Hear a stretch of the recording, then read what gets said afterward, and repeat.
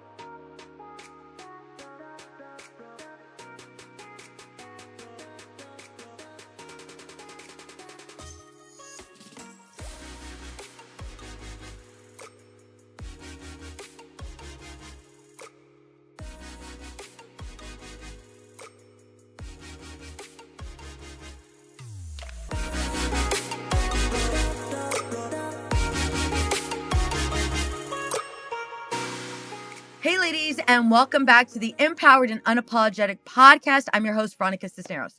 Today's guest, Megan Lyons, is a highly sought-after health and wellness expert who specializes in helping individuals achieve their healthiest and happiest selves.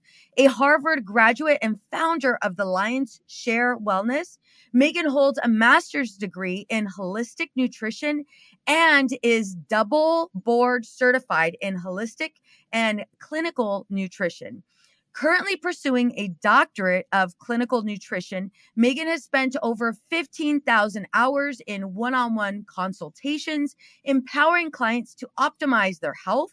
She also hosts the popular podcast, Wellness Your Way with Megan Lyons, and leads the Revitalized Health Accelerator, a community focused on continuous health improvement. Megan's expertise in nutrition, especially in supporting women through menopause, offers a transformative approach to achieving balance and well-being. Megan, thank you so much for joining us.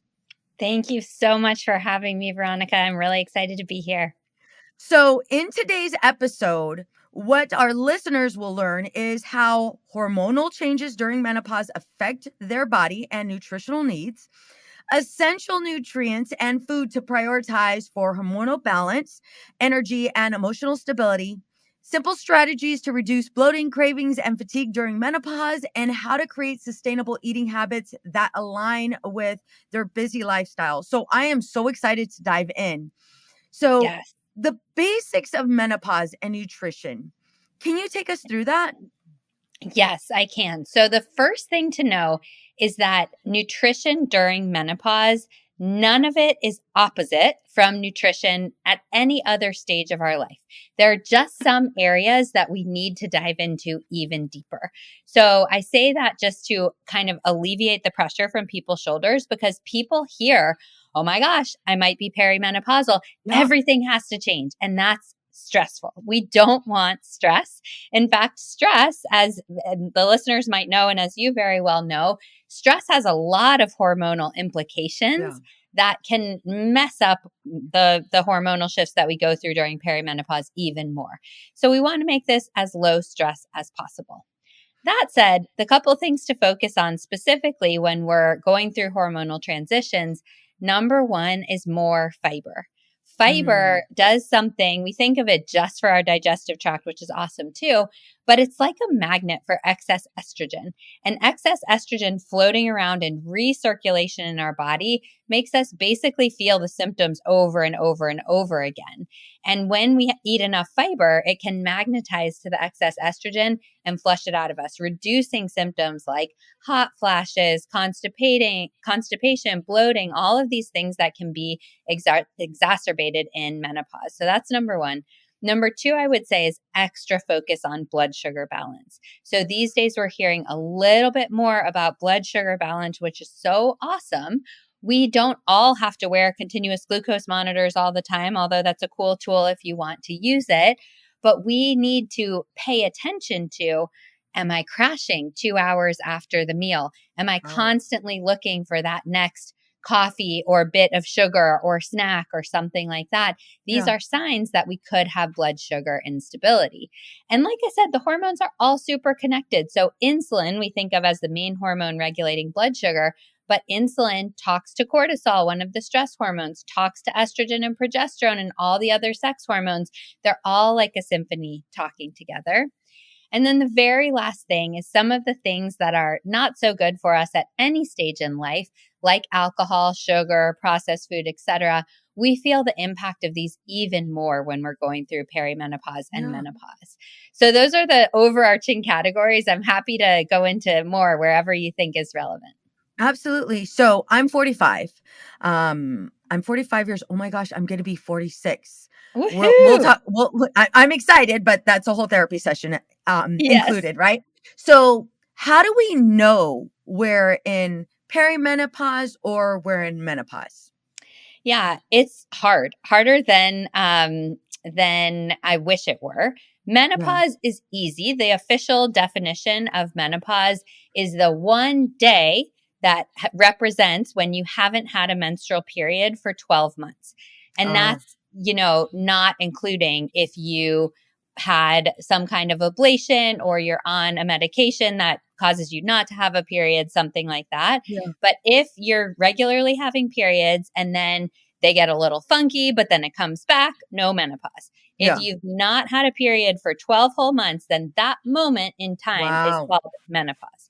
After that is postmenopausal. But perimenopause is that transition period that's between 3 and 10 years for most women, leading up to that date at which you have not had a period for 12 months. And that's what's really hard to figure out. Are we in it or are we not? Yeah. Yeah. We can do lab testing, and I love running labs on my clients, but it's kind of it's very sensitive to the day in the cycle that you tested on. And that's really difficult if your cycles become irregular in perimenopause. And even labs don't tell us the whole picture. There are better labs than others. But in the absence of labs, we can pay attention to, okay, I used to have routine 28-day cycles. And I just weirdly had one that was 16 and then one was 38. That's a really good sign that something's shifting. Oftentimes people will fluctuate the duration of their cycles. Maybe your cycles are getting lighter, so less blood is releasing. Maybe you're feeling night sweats. Of course, that's a common complaint. That's Mm-hmm. often due to progesterone deficiency relative to estrogen. Progesterone drops first for most women when we're starting to go through hormonal changes. Estrogen's kind of staying high, and that can cause the night sweats. Feeling like you have PMS all the time. So, like, Yeah. I'm a little extra moody, maybe some breast tenderness, maybe some bloating, maybe some insomnia. All of these can just clue us in that something might be shifting. Yeah. I've gone to the doctor and I've asked them, let's go ahead and run blood work. Yeah. And, came back and they're like, yeah, you're not in perimenopause. I'm like, oh, okay. Well, my period is very irregular. And I'm totally going to go TMI here because why not? Why not? So yeah, I've noticed a little bit, of brain fog. I remember skiing a couple weeks ago and I couldn't get out the words. Like, Mm. I was like, I just feel like, and I remember saying, I just feel like I'm in a fog. And I'm like, oh my God, this is it. It's happening to me. It's happening to Yeah. me, right? And my husband's like, "Well, are you okay?" And I'm like, it's there, and we obviously the wheels are turning, but I can't. It just Right. feels like I'm in a fog, Yeah. and so that's a couple of my symptoms. I don't feel that every day, but the fact that Right. I had it, right, and I was able to identify it. And then my periods, yeah, they have become where it's pretty normal, where I'll have 3 really heavy days and then not so heavy days after, and then it's more of like spotting. Yep. But the spotting has become so much longer, Longer. Yeah. right? I've gone to my OBGYN. They even did a test on my uterine lining. Okay. Um, and I'm like, okay, well, and she's like, yeah, yeah. I'm like, well, shit, do I have cancer? Like, what's going on? Right. And no, thank you, Jesus. But let's see, I'm trying to think of any other symptoms. Brain fog, no heat Well, sweats. even Let's, just those, yeah, that in my mind is the sign of the beginning of perimenopause. Now, is it does it mean that you're going to go through menopause 3 months from now? Absolutely not. And that's why the diagnosis and the term perimenopause is so difficult. So what I'm guessing, if it was a more conventional practitioner, what I'm guessing they measured is something called LH and FSH, which are hormones that rise to tell your body to ovulate.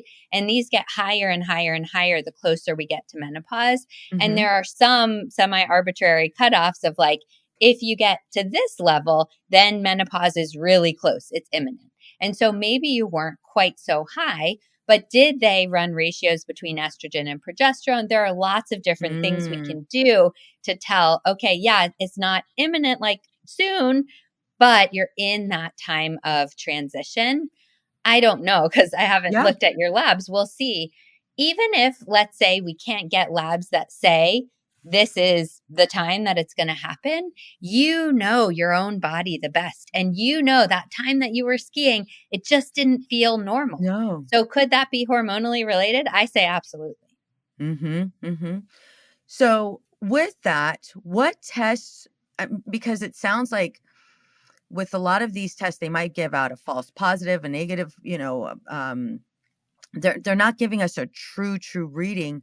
What would you recommend we do or we test to at least be in the know, at least provide us some level of insight? Yeah. It depends on the person. So I'll give you my two most common scenarios that I would order. Yeah. The number one is if someone, honestly, whether they're perimenopausal or not, if they're just having terrible symptoms, whether that's night sweats or maybe in younger people or any age, acne breakouts around their cycle, they're having very bad PMS. I think the best available hormone test on the market is a dried urine test. So Dutch is the most prominent company there. It stands for dried urine something, something, something. And doing, yeah, I don't know what the TCH is. Maybe it's nothing, but it's dried urine test. Based on the person, I'll either do a 1 day collection or sometimes multi-day collection through their cycle if I think we need more information. That's more expensive, unfortunately. So Mm-hmm. if it's like, I just kind of want to figure out if I'm getting close or if something's off, if they have regular cycles, I'll do a blood test, ordering ideally around days 18 through 22 of the cycle if they're regular. And there, then we'll test the basic hormones in blood, progesterone, estrogen, DHEA, and then those two I mentioned, FSH and LH, and probably testosterone as well. The ratios between all of those can tell us what's going on. Um, Maybe there's a time and a place where you might test earlier in the cycle, like days 3 through 5. But if I could just choose one, it would be that later time in the cycle. Okay. And then the second so that's the first one that's experiencing the night sweats and the severe symptoms. What would you say somebody on the second one? So Or the when would I second test the blood? So with you mentioned you had stated that you were going to give us two examples, Yeah, common one is the examples. urine test. So that's if someone has strong symptoms and we just can't figure out what's going on in their Mm, body. The second is like, ooh, I kind of might be perimenopausal, or I just want to figure out what's going on with my hormones. I don't have severe symptoms. Then I'm going to do the blood on days 18 through 22. Gotcha. Gotcha. Okay, that makes sense. So, with women that are experiencing hormonal changes, right?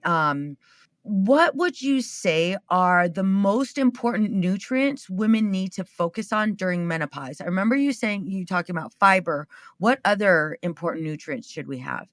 Almost all the perimenopausal women that I'm seeing are deficient in protein. And Really? I don't care. I think you can be a healthy vegan vegetarian. It's a little harder, but also you can be a healthy omnivore, but we need more protein than we're getting. What tends to happen to the people, at least that I see coming in, is they're frustrated because their weight's creeping up, even though they feel like they're doing the same thing. And so then they tend to skimp. And Hmm. most of the women I see are like, oh, well, I don't even really eat lunch. I'm just like grabbing some pretzels here and there. I can't Yeah. imagine how I'm gaining weight.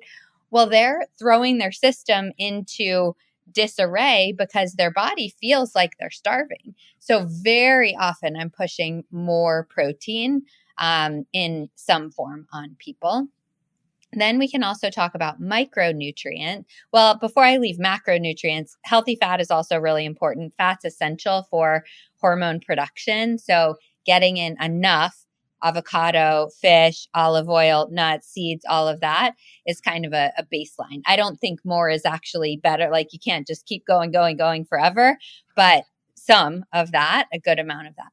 And then going on to the micronutrients, a couple of the ones that I see most prominently deficient in magnesium. Magnesium is my favorite supplement ever.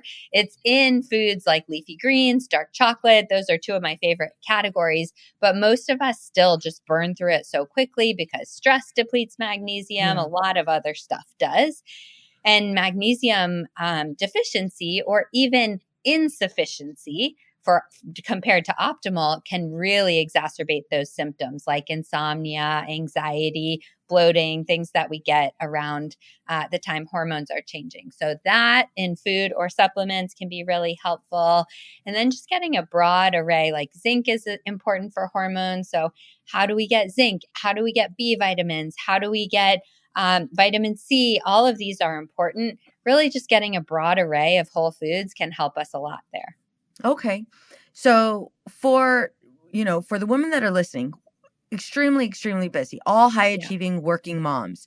Yeah. Can you give us, and a good amount of them, I say this because a good amount of them are like, you know what? Listen, can you just give us the answers? Just Yep. give us the answers. Just tell me exactly what I need to do so I could Yep. check it off the box. Yep. So, with regards to the nutrients we need, can you give us an example of what our breakfast should look like, what our lunch should look like, if there's snacks, and what our dinner should look like? Can you give us more of like a menu?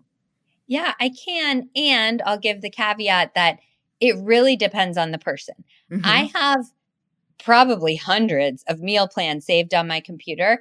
And it's really hard to convince me, if you were my patient or client, to give it to you because I think that sets you up for failure. Yeah. If I just give you a meal plan and then you don't like broccoli and there's a broccoli salad and you're like, I can't do this meal plan, or something happened and you had a different meal, it's like human nature to beat ourselves up and then go off the plan. So I Hmm. really don't like meal plans per se, but just for the sake of example, I'll answer your question. I would absolutely start breakfast with a decent amount of protein and fiber. Now, what do our normal American breakfasts have? They're Pop Tarts and bagels and pancakes and donuts and whatever. They have lots of sugar and refined carbs, not a lot of protein and fiber. So, something like an egg and veggie omelet would be amazing. A smoothie with some good quality protein powder and berries and spinach or cauliflower and flaxseed and chia seed, both really good for your hormones. Something like that could be great. I don't like to cook breakfast fresh every morning, so I make each week like a crustless quiche or a breakfast casserole or something like that I can just heat up a slice of that. That gives me good protein and fiber. You could do, if you tolerate dairy, you could do like yogurt parfait with berries and that kind of stuff. Anything in the morning that's going to get us some protein and fiber. And for most of my perimenopausal women, I don't want extended fasts. Fasting has a lot of great benefits for a lot of things, But when we come to hormonal shifts, if we're already under stress, fasting is another stressor that perpetuates it. So I don't think you have to be eating every 30 minutes, but eating breakfast and not waiting until you're hangry in the afternoon is important. So protein and fiber first. Then for lunch, I mean, the classic example is a salad with salmon, but it doesn't have to be a salad. You can totally be healthy without that salad if you want to do like a stir fry, or you want to do some lettuce wraps, or you want to do a tasting plate that has some protein and some veggies and hummus and some fruit and some nuts or something like that. Again, we're really going for that fiber from veggies or fruits ideally, and we're going for some more protein again. For dinner, and then I'll go back to snacks. I mean, whatever your family is eating, if you cook for multiple people or you procure food for multiple people, there's totally a way to do it. I don't want anyone to have to cook multiple meals. Maybe in the case of someone who's like feeling the ick from hormonal shifts, maybe if you're making, let's say, chicken, mac and cheese, and broccoli for the family, maybe we just do a little more broccoli and a little less mac and cheese on your plate. It's more about adjusting the portions here.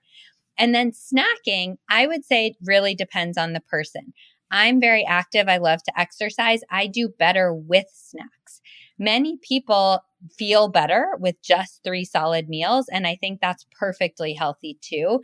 It really is going to be a little trust your body thing.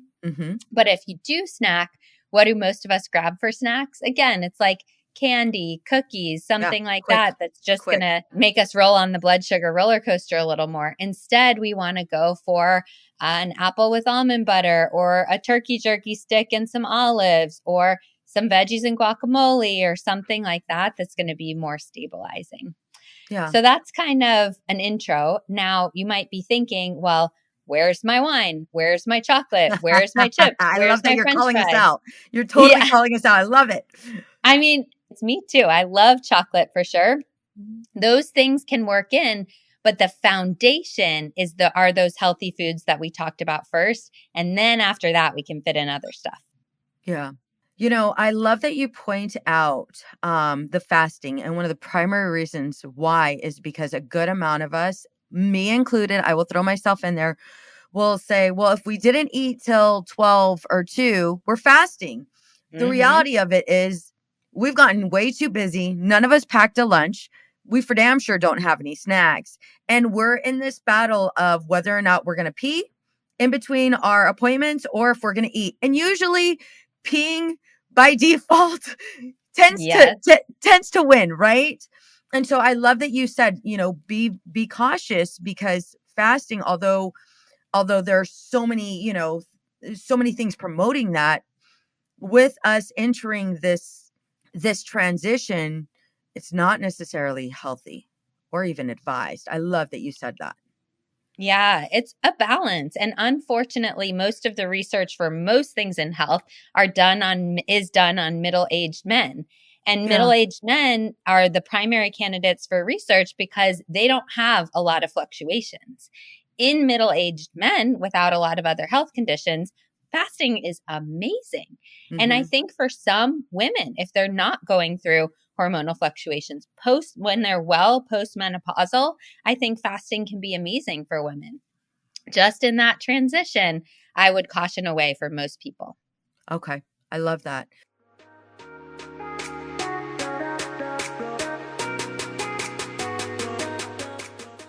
I know looking for the right therapist can be challenging. However, feeling overwhelmed and disconnected is even harder. Life is filled with several twists and turns, some more severe than others. We do our best to handle them as they come and find ourselves at a loss, not knowing what to do or who to turn to. The clinicians here at Outside the Norm Counseling are here to help. We are here to assist you through this time of need. Together, we will identify your strengths and goals and teach you healthy coping skills. Together, we will develop a plan to help you live the life you want to live. Our team is compassionate, genuine, and we take a great deal of pride in providing an empathetic, non-judgmental approach to all of our clients. It's time! You've waited long enough, whether it be for you, your child, or if you're in need of a couple session. We are highly trained clinicians ready to guide you. Schedule an appointment now by calling 951-395 951-395-3288. Again, that number is 951-395-3288. We're looking forward to meeting you and being a part of your journey. Can you give us some examples of any foods, any maybe even vitamins to help us reduce symptoms like hot flashes or mood swings? Yes, absolutely. So again, I prefer to test. If it's possible to get a test, I would love to do that. But if it's not possible, a couple things people can consider. First, most people as they're starting the transition are estrogen dominant. So we want to work on supplements that will reduce that estrogen relative to progesterone. One of my favorites is a supplement called DIM, DIM. Mm-hmm. This is great at lowering estrogen in a healthy way. Now, if someone takes a ton of DIM and they were already low in estrogen, it's possible that it lowers it too much. So, and estrogen is important for bone health and things like that. So that's why I prefer to test. But if someone's just going to try and experiment with something, that's a really good one. If they're not yet able to get enough fiber from food, I will suggest a whole foods based fiber supplement. So like a psyllium husk or chia seeds or something like that, because that fiber is so important. The magnesium's another supplement. And then one that I would recommend people experiment loosely with is something called Vitex or chasteberry. This is very helpful for many women with hot flashes. There's a small percentage, I would say in my experience, 10% or so, it actually makes them feel worse. So it's not dangerous, but obviously we don't want to feel worse. So go into it loosely. Try it. Don't buy the big bottle, buy the small bottle. Try it for a couple of nights and see how it feels for you.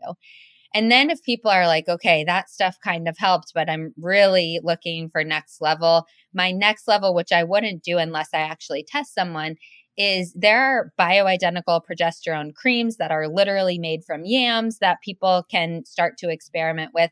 There are a lot of things to do before you just throw in the towel and say it has to be like this. Sometimes it's a puzzle for different people.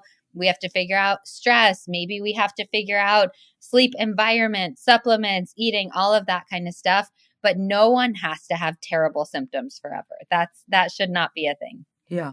No, I love that. And I appreciate you providing us with all of that feedback. Many women feel drained during menopause.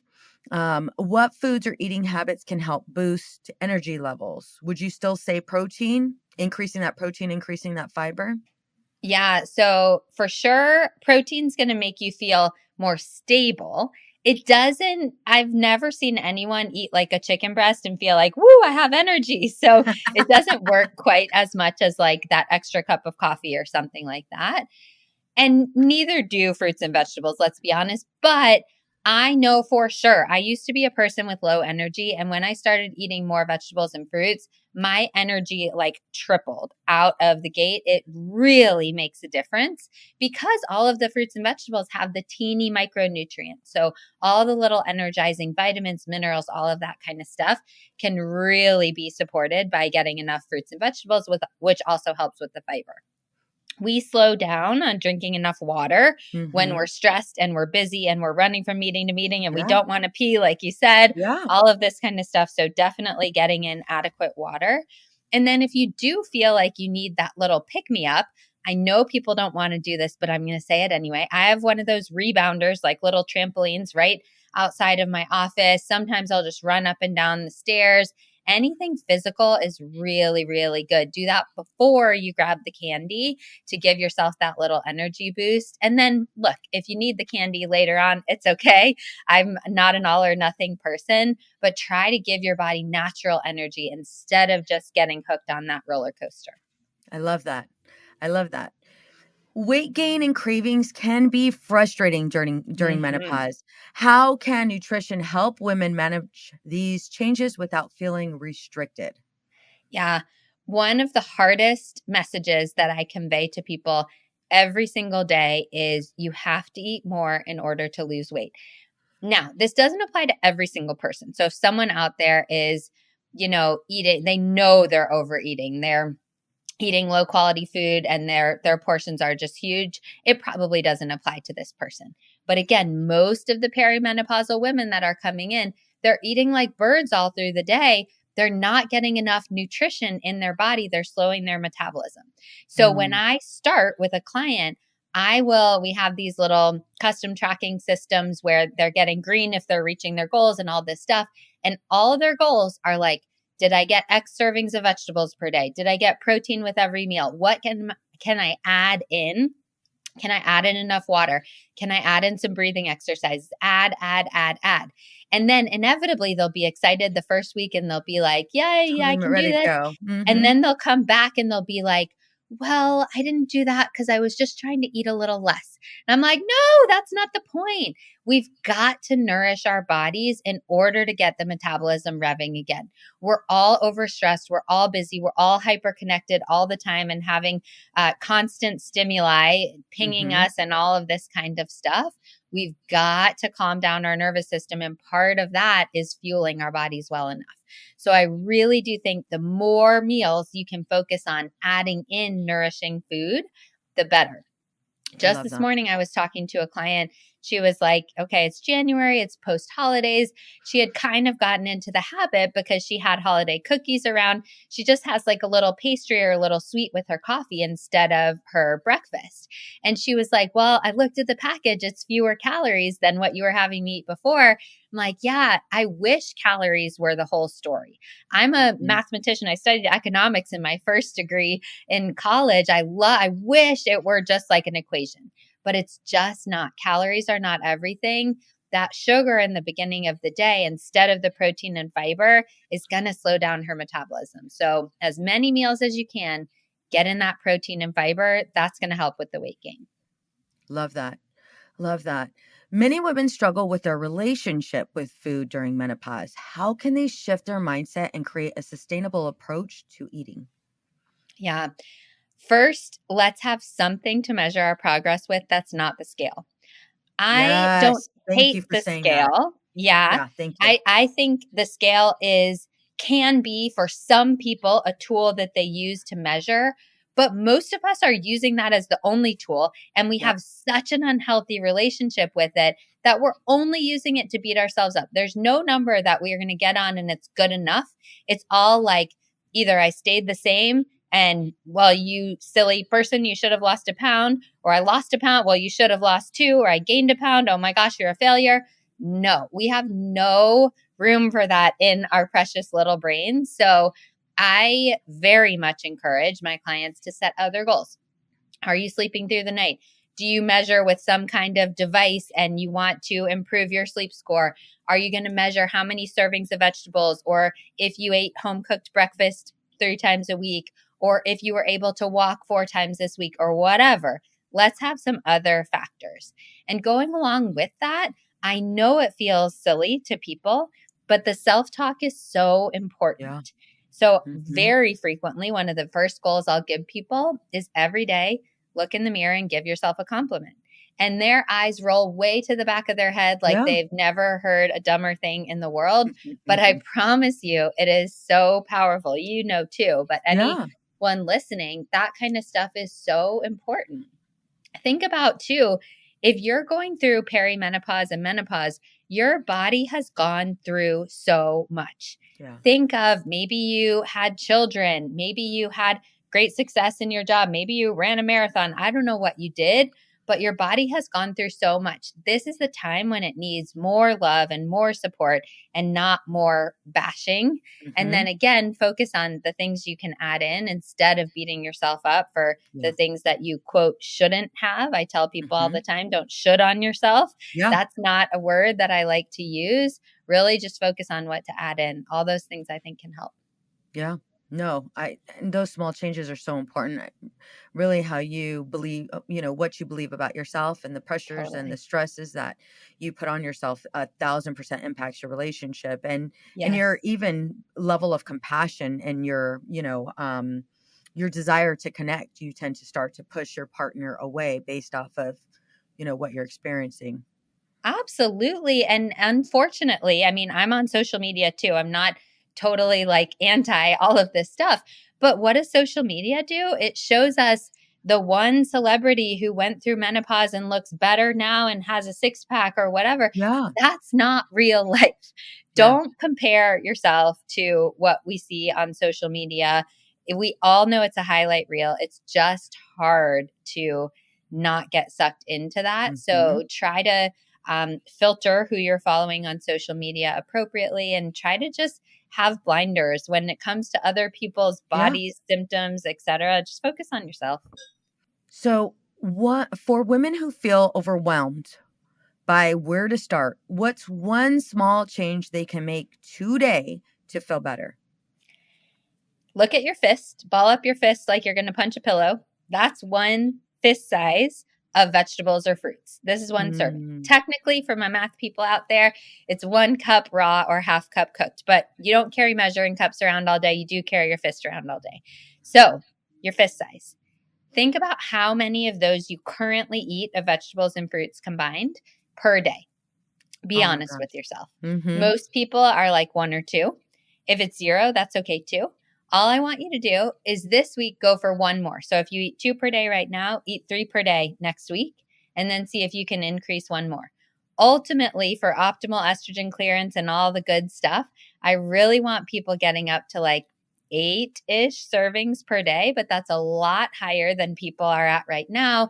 And if we jump all the way there, we're going to spend too much time on the toilet and don't want to mess with that either. So just increase gradually. Everyone can do that. Grab 2 clementines. That's a fist size. Grab an extra handful of spinach and put it in your smoothie or your eggs. Just start slowly. I promise that's a fantastic place to really notice a difference. I love that. And it's so doable. Yeah. And I'm like, oh, really? That's all I have to do? Okay. And right now, Yes. as you were saying that, I'm like, oh my gosh, I ate a pretty good salad. I had 2 fistfuls yesterday. Yes. Amazing. And celebrate that. Really feel good about it. We Yeah. don't feel good about our nutrition most of the time. No. So let's lean into feeling good about it. Dr. Megan, what's one thing you've learned from working with menopausal women that surprised you or changed the way you approach your nutrition? I think what continues to surprise me every day is people don't feel that these symptoms are normal. People Yeah. are like, "Oh, I'm sorry to even tell you this, but my libido's down," or, I think I'm the only one who is having these night sweats and I'm embarrassed even to tell my partner who I've been in the same bed with for 30 years or Mm. whatever. Like people are embarrassed by this stuff. Yeah. It is normal. Most of these things that people are experiencing are normal. That doesn't have to mean it's good or it stays Yeah. there forever. But I promise you, your friends, the people in your pickup line for your kids' Hmm. carpool, all these people are going through something similar. So I think it's really important to start talking about this stuff. I just recently made a quiz called the Is This Normal quiz so people can go through and just check off their symptoms just to feel like, okay, yes, some of this stuff can be normal and there is something we can do about it as well. So we can maybe link that quiz in the show notes. But the Yes. overarching answer is don't feel like you're the only one. Get some help. Don't feel ashamed by anything your body's doing. It's always telling us a message. Our body's sole job is to keep us here and keep our brain and our soul and all of that going. It's trying to work for you. Sometimes we Yeah. just don't speak the same language and we have to have some interpretation. Absolutely. Um, on that message, what message of hope or empowerment can you share for women that are in this struggle? There is a way to go through perimenopause. I'm not going to say symptom free because I don't even think that's completely possible, but feeling like it's just another thing. I had just last week someone who had been having just excruciating periods over and over and over. And it was getting worse as she was getting older and older and older. And finally, she was like, I started my period and I didn't even know. Like nothing was coming up, no symptoms, no pain, none of that. That should be how it is most of the time. And it absolutely is possible. And I don't do anything magic. I don't, Hmm. sell magic pills or make people do some master cleanse or something like that. It's all about basic changes. Like we started with the fist size of vegetables and fruits. increase your water, then work on your sleep. It's all these foundational things that make a difference. So please don't feel like there's something magic out there that you just have to buy for $80,000 or whatever. It's the foundation that really makes a difference. Thank you. Thank you. If listeners take only one piece of advice about nutrition and menopause from this episode, what should it be? Ooh, I'm going to turn it back to the listeners. I think this is a great question. And I'm going to say, if I had a magic button that you could press and just change one thing about your diet, what would that be? Every time I ask someone that question, they know. They tell me, ugh, I just can't stop eating the candy. Or Yeah. I know the wine at night is inhibiting my sleep. Or I know I don't drink enough water. They know. Yeah. It's that thing most often that is what I call the linchpin habit that will then lead to other changes. So if someone doesn't drink enough water because they're drinking 8 cups of coffee all day and they know deep inside that that's their one change and then they shift it, then all of a sudden, not only do they have more physical energy, but they're like, I did that. Now I can eat more vegetables. Now I can cut the sugar. Now I can do whatever. So start with that one thing that you would change if you had a magic button and then move on from there. So you already have me. Like, I'm like, okay, I'm 45. I'm not experiencing hot flashes. I don't think I'm experiencing mood changes. My husband could probably better answer that, right? But you have me. I'm ready to go. I'm ready to do the thing. What can I expect? Like, what are the stages? What does it look like from start to finish when working with you? Yeah, so I run a team of functional nutritionists. There are packages where people just work with me directly, or packages where we work with the whole team. But exactly what I described here, which is small changes over time, is our approach. We don't give the meal plan and say just you're on your own. Oftentimes we'll start with lab work. About 70%, let's say, of our clients do start with some functional labs, but that's all optional. And then we'll meet every week or every other week for a period of 3 to 6 months, depending on the person. And each time we're just going to build gradually. We're going to celebrate every time, even when we get the eye rolls, something that went well, talk through challenges, and build one next step. Everyone listening can make one change at a time or 2 changes at a time. Almost no one listening can make 18 changes at a time because they have all the other priorities. So we really want to work with you and be able to adjust based on the symptoms you're experiencing and lifestyle changes and all of that kind of stuff. It's gradual changes over time. Awesome. Where can we find you? The lyonsshare.org is my website, has everything linked. It's Lyons share.org.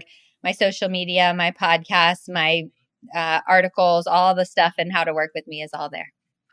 Dr. Megan, thank you so much. I feel like you've given us a master class in using nutrition to navigate menopause with grace and strength. Thank you so much for being on. Ladies, by focusing on small, sustainable changes and the right foods for hormonal balance, you can transform this phase of life into one of empowerment and vitality. Thank you for joining us on Empowered and Unapologetic. Remember, your health is your superpower. Take the steps today and definitely have Dr. Megan on your team. Why not? We're experiencing these changes. Some of us might feel like we're dying. Why not have that expert that will go ahead and hold our hand and guide us along the way? Dr. Megan, the level of insight you provided us is 1,000% invaluable. Thank you so much for being on. Thank you. It was a great conversation.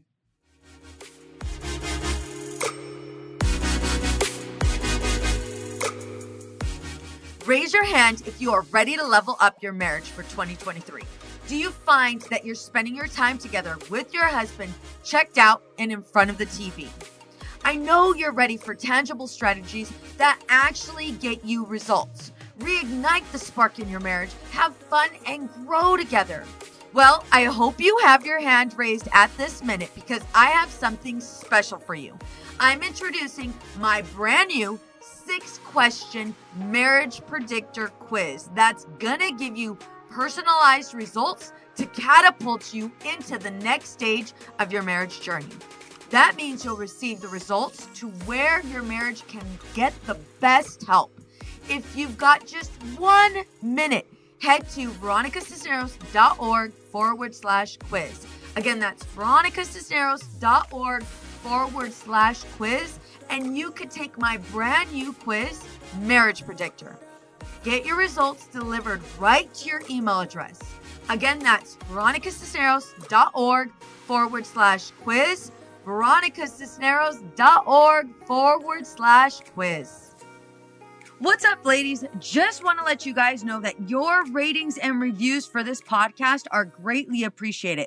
If you love this podcast, please go to iTunes right now, write a review, rate the episode, and subscribe. Don't forget to share it with your friends.